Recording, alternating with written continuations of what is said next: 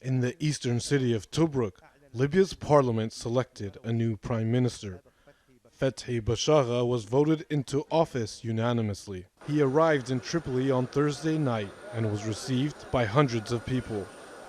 The former interior minister is widely seen as Western Libya's strongman, and he's got the backing of powerful armed groups across the country, including warlord Khalifa Haftar's self-proclaimed Libyan National Army, or LNA, which controls the oil-rich east. We welcome and support the decision of the Libyan parliament made on Thursday to appoint Mr. Bashagha as Prime Minister and to form a government that leads to a better future for all Libyans.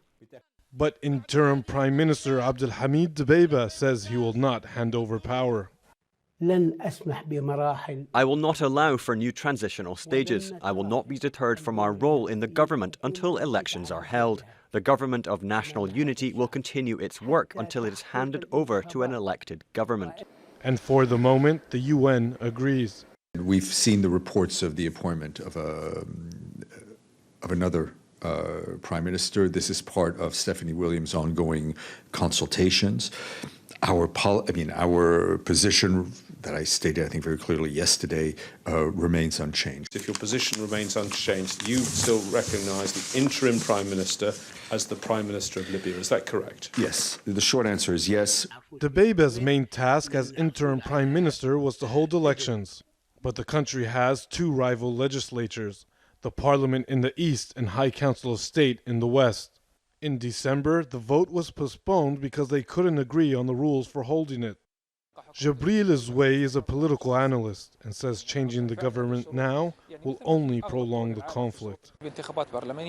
Parliamentary elections are the best solution to the conflict because it ends the mandate of the rival legislative houses. It's clear the Parliament and High Council of State are blocking the way and don't want elections in order to stay in power.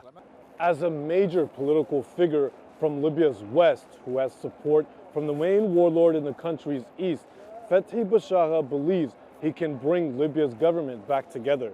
But with the UN and other powers refusing to recognize him as prime minister, whether he can bring stability to the country or even take office, both remain very uncertain. Traina, Al Jazeera, Tripoli.